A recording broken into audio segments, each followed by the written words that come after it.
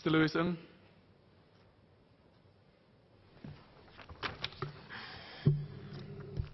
So I stand in support of this bill. Real estate is a popular outlet for illicit funds.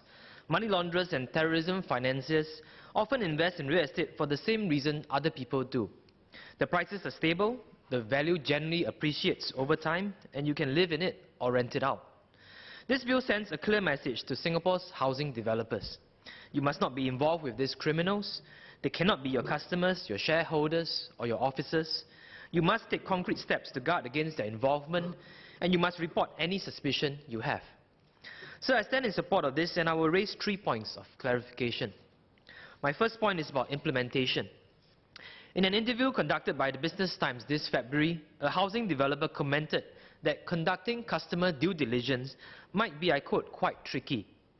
But for big projects on launch days, it is hard to conduct due diligence when there are so many buyers and so much urgency for everyone involved.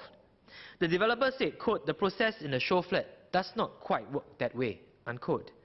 Can the ministry share how developers can best cope with the demands of the new law while not compromising their business operations?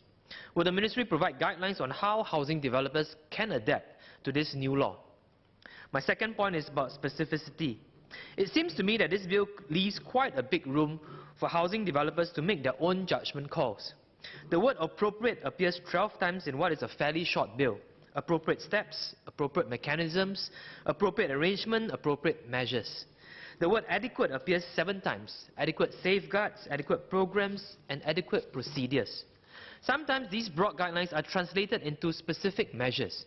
For instance, the bill states that developers must appoint a compliance officer at the management level. This is clear and unequivocal. It is useful to companies trying to do the right things by the law. However, more often the guidelines are left broad. In Section 5C, developers are told they must take appropriate steps to identify, assess, and understand the risks in relation to its purchases. Would it be enough to run the purchaser's name through regulatory searches and sanctions lists, or is there a need to commission an investigative firm to dig extensively into the background and history of the purchaser? Numerous other parts of the bill are written with some ambiguity. At one point, developers are told not to deal with purchasers that have an obviously fictitious name. What is an obviously fictitious name? Sir, I understand that not everything can and should be codified as specific instructions within the law. But we cannot ask them to significantly increase their costs of doing business while remaining ambiguous about what we want from them. The law should allow a developer acting in good faith to confidently say, I do not need to be fearful of a $100,000 fine. Further to my earlier suggestion to provide housing developers with guidelines, these guidelines could also shed light on what concrete steps developers are required to take to be in compliance with these new requirements. So the intent of these amendments is good, but I hope this doesn't just become another tick-in-the-box exercise. We must remember that we are asking developers who are there to make a profit to do their due diligence, which might end up with them making less profits. We're asking them to check on their own clients who are paying them, and at times paying them a lot of money. Again, we need to be specific, otherwise these amendments will be futile. Lastly, on this point, can Minister clarify if the person who is liable for prosecution for failure to do due diligence is actually the person on the ground doing the due diligence? My concern here is that if a property agent who is doing the checks and we are going after the director who never really met the customer, is this going to be effective?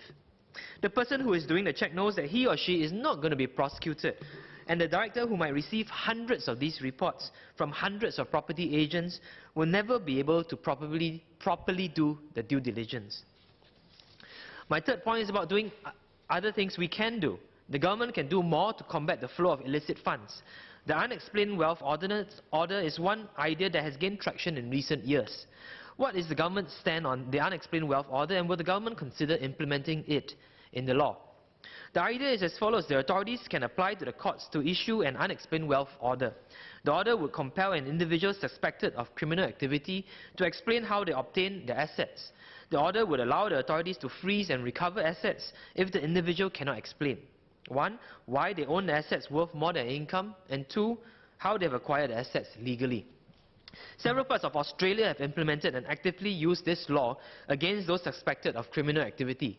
The UK introduced the Unexplained Wealth Orders under its Criminal Finance Bill this year, and its High Court issued in September the first such order, compelling a jailed Central Asian banker and his wife to explain how they were able to afford an extravagant lifestyle that included ownership of a London mansion and golf course.